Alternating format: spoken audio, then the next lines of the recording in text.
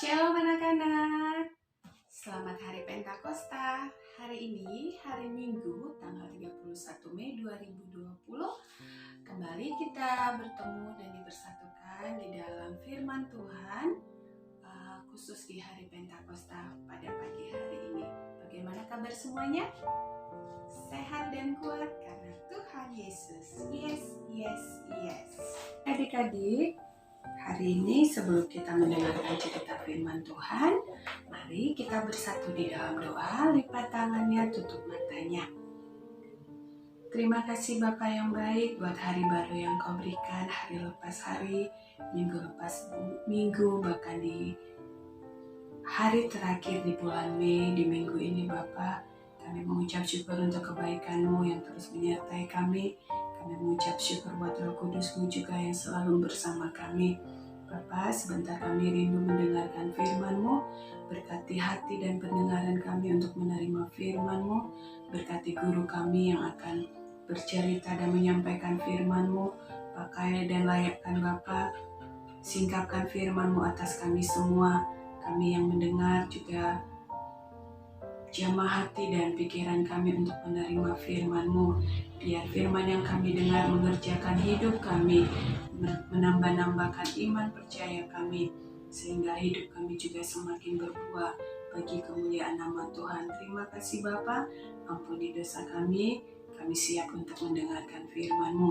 Dalam nama Yesus kami berdoa, amin. Oke, anak-anak, sekarang kita buka dari Kisah Para Rasul 2 ayat 1 sampai 13. Di sini judulnya Roh Kudus selalu menyertaiku, ya. Judul cerita Alkitab kita, Roh Kudus selalu menyertaiku. Kita akan baca 13 ayat ini secara pelan-pelan dan disimak.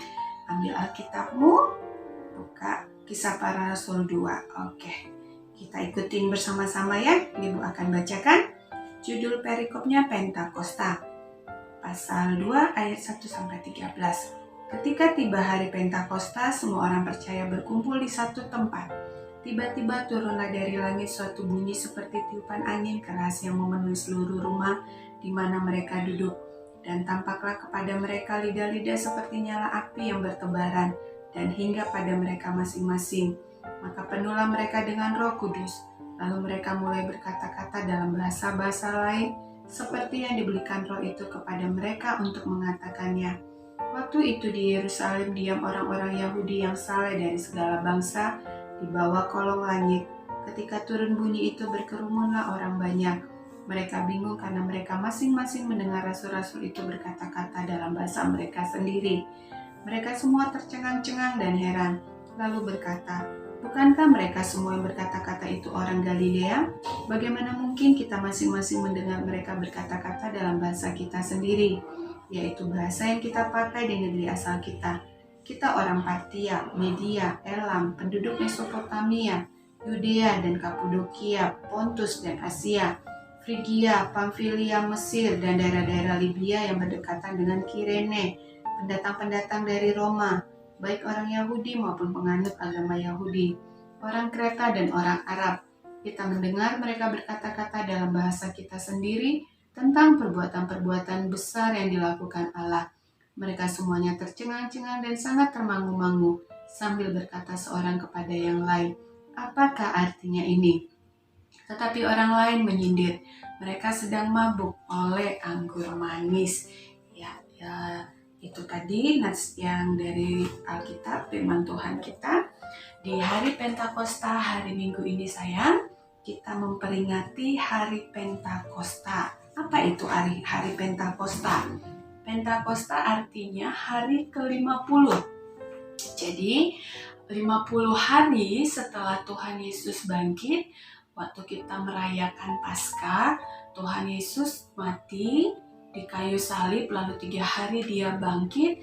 Nah, dari 50 hari dari kebangkitannya, itulah hari Pentakosta. Setelah Tuhan Yesus bangkit, adik-adik ingat berapa lama Tuhan Yesus ada di dunia sebelum naik ke surga? Ya, 40 hari Tuhan Yesus ada di dunia, menunjukkan dirinya kepada murid-murid, menunjukkan dirinya kepada orang-orang lain, orang-orang yang pernah Tuhan sampaikan kabar baik ya, tidak hanya kepada 12 murid, kepada orang-orang juga. Nah, bahkan Tuhan Yesus sempat makan ikan bakar bersama murid-murid ya, di 40 hari setelah Tuhan Yesus bangkit dari kubur. Nah, yang Tuhan Yesus lakukan itu adalah untuk meneguhkan perkataan yang pernah Tuhan Yesus sampaikan kepada murid-murid waktu dia sebelum meninggal, sebelum disalibkan. Dia ingin meneguhkan bahwa dialah Mesias yang nantinya akan disiksa, akan disalibkan, akan mati, dikuburkan, dan pada hari ketiga akan bangkit ya.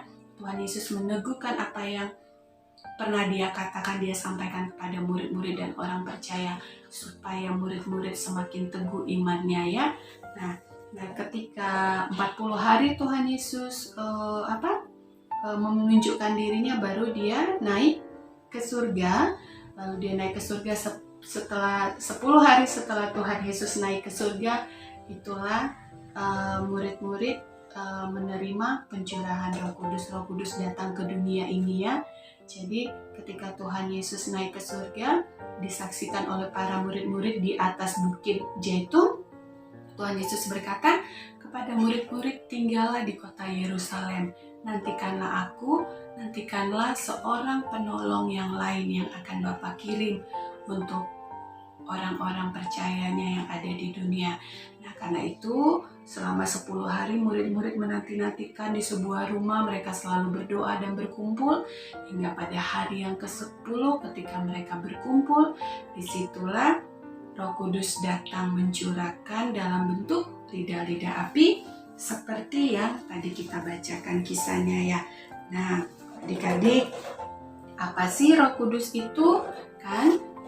Kita kan percaya kepada ketritunggalan Allah ya, Allah Bapa, Putra atau Yesus Kristus dan Roh Kudus. Allah pribadi, Allah Bapa dan Yesus Kristus saat ini sudah ada di surga. Nah, pribadi Roh Kudus itu saat ini ada di dunia, ada di antara kita, karena Tuhan Yesus berkata, aku lebih baik aku pergi kepada Bapa, nanti Bapa akan kirim pribadi yang lain, seorang penolong. Itulah namanya Roh Kudus yang akan menjagai kita, yang akan menghibur kita, yang akan memberikan pengertian kepada kita, menuntun kita kepada jalan kebenaran, mengingatkan kita kepada perkataan-perkataan firman yang Tuhan sampaikan. Firman ini Alkitab ya, semua yang Tuhan ajarkan mulai dari perjanjian lama, perjanjian baru. Nah, Roh Kudus nanti yang melakukan, memampukan kita untuk mengingat semua kebenaran yang ada tertulis di Alkitab, dan Roh Kudus juga nanti yang akan memampukan kita untuk mengerti ini yang benar, ini yang salah, ini yang harus kamu lakukan, dan ini yang tidak boleh kamu lakukan. Bahkan nanti Roh Kudus sayang yang akan memampukan kita untuk melakukan apa yang Tuhan firmankan. Kalau secara anak-anak, secara orang dewasa kayaknya sulit ya. Misalnya contohnya berbohong itu dosa, ya kan? Kayaknya kalau orang-orang yang biasa bohong, dia pengen berubah atau bertobat, sepertinya sulit pertama sekali. Tapi berdoalah, minta Roh Kudus untuk menolong supaya kita, misalnya anak-anak Tuhan, Tuhan Yesus, aku mencintai firman-Mu, Allah Roh Kudus, tolong aku untuk tidak lagi berbohong, mampukan aku Tuhan.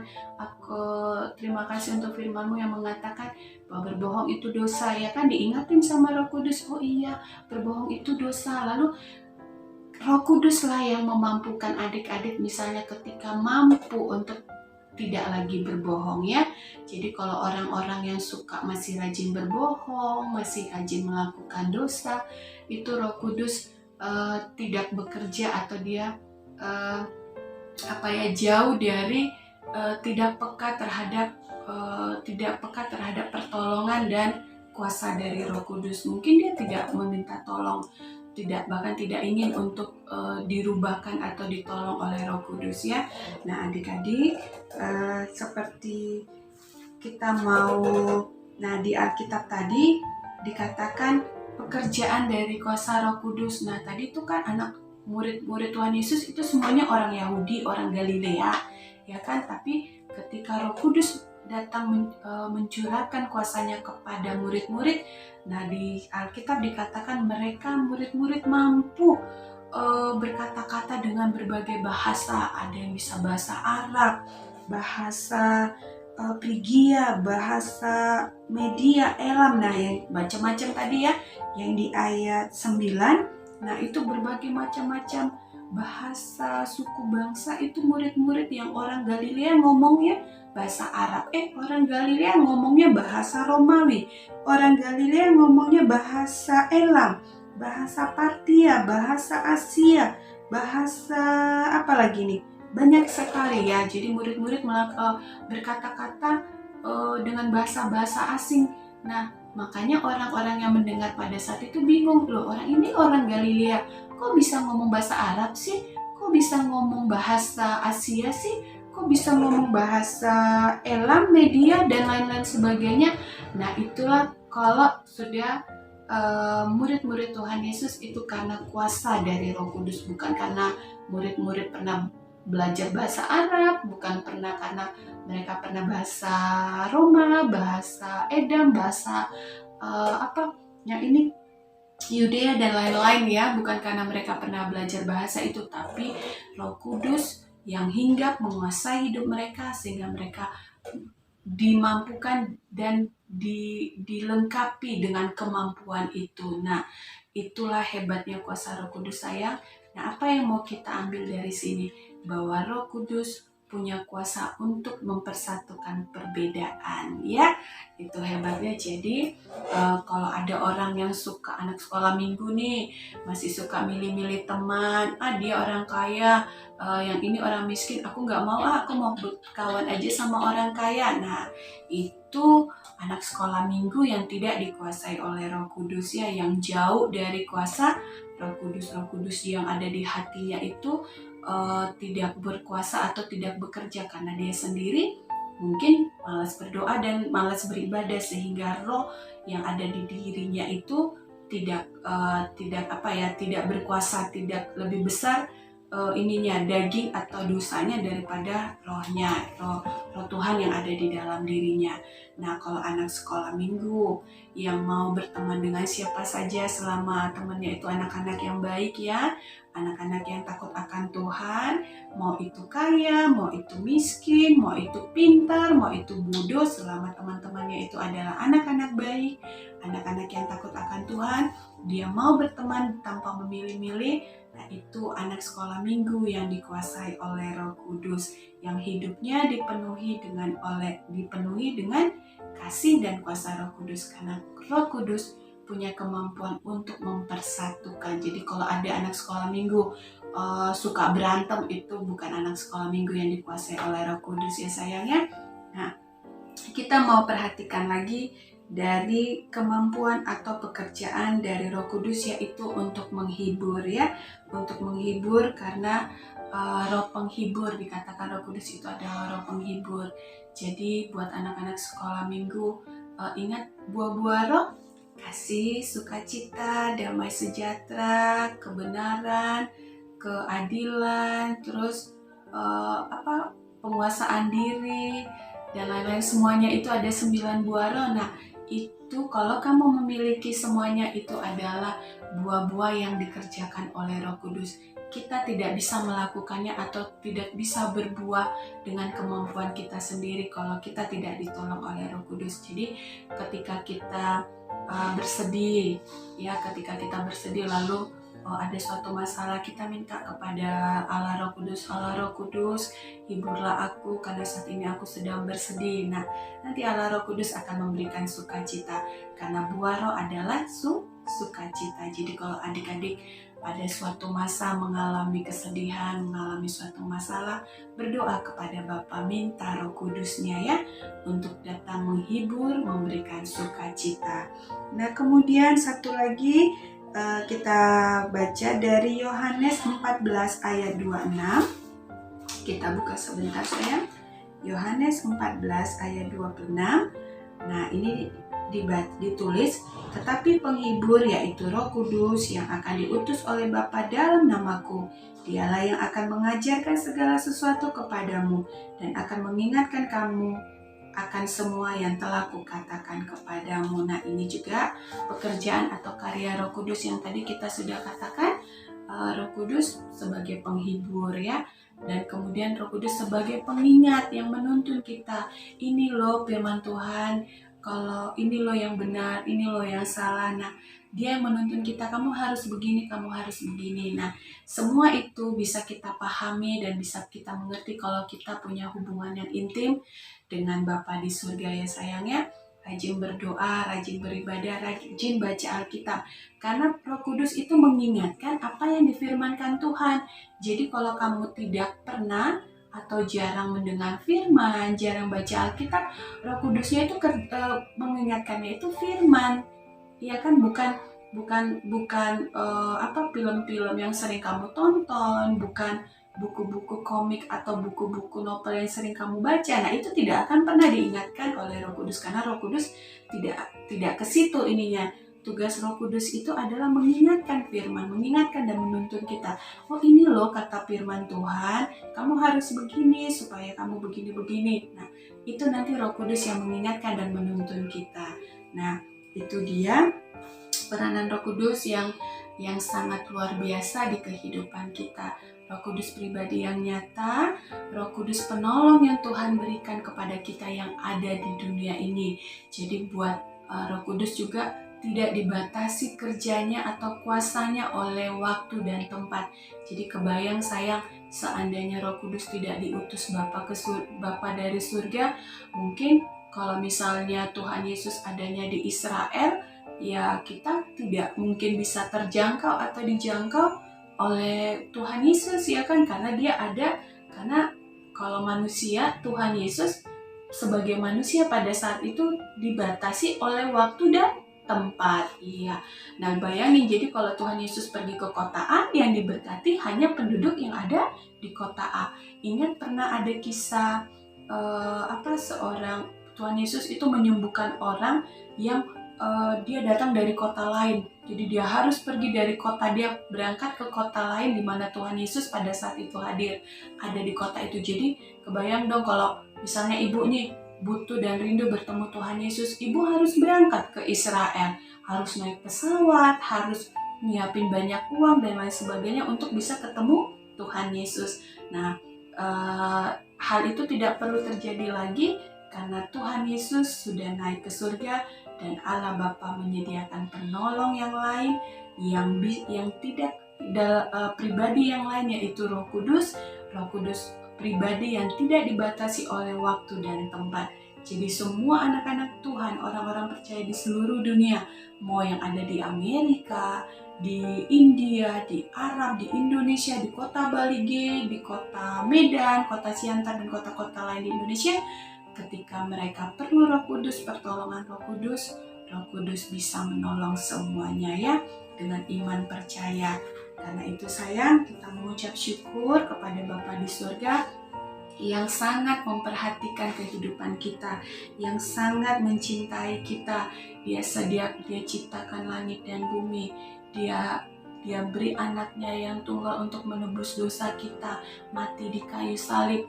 Lalu Tuhan Yesus pergi ke surga menyiapkan rumah bagi kita.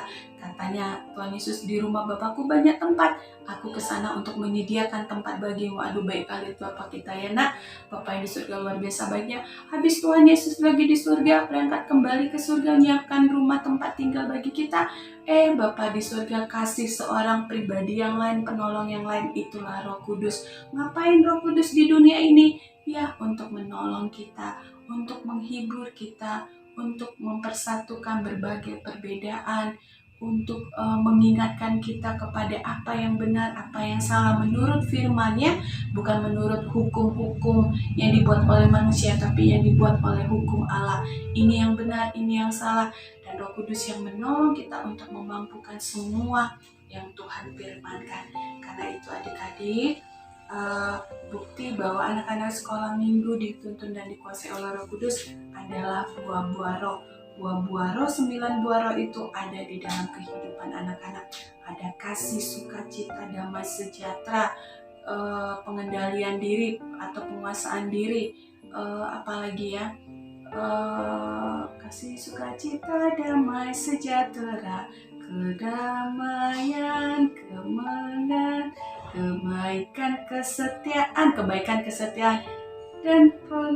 dan penguasaan diri. Oke, nanti kita pelajarin lagi ya. Ibu lupa lagi lagunya. Oke, itulah baiknya Tuhan kita Bapa di surga yang luar biasa, yang menyediakan dan memperhatikan hidup kita.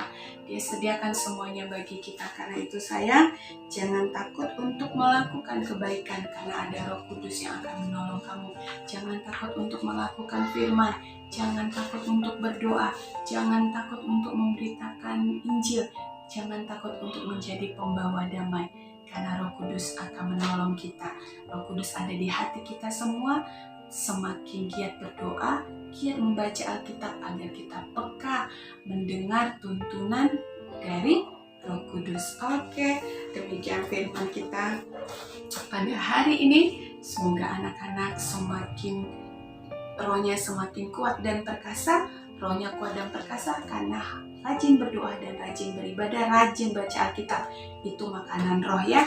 Jadi Roh Kudusnya semakin perkasa, semakin kita mudah mendengar dan tuntunan dari Roh Kudus, sehingga kuasa Roh Kudus, buah-buah roh semakin ada di dalam hidup kita. Puji Tuhan, terima kasih buat Bapa yang baik yang menyediakan semuanya bagi kita. Dia kasih anaknya Tuhan Yesus, dan dia kasih penolong yang hebat yang tidak dibatasi oleh waktu dan tempat. Puji Tuhan. Kita bersatu dalam doa. Kita tutup dengan doa. Terima kasih Bapa yang baik untuk anugerah-Mu yang tidak terbatas. Kau yang memperhatikan hidup kami Bapa, Kau yang menyediakan yang kami perlukan. Kami mengucap syukur buat pribadi Tuhan Yesus yang telah lahir bagi kami dan mati bagi kami menebus dosa-dosa kami. Kami juga mengucap syukur bagi pribadi Allah Roh Kudus yang turun ke dunia untuk menolong kami, untuk menghibur kami, untuk mempersatukan kami, dan untuk menuntun kami ke dalam jalan kebenaran, sehingga Tuhan mendapati hidup kami hidup yang berkenan kepada Bapa. Terima kasih Bapa, biarlah firman-Mu yang sudah kami dengar termaterai di hati kami, berbuah-buah di hidup kami. Terpuji mulialah nama-Mu, ampuni dosa dan pelanggaran kami Bapa. Di dalam nama Yesus kami berdoa. Amin. Shalom.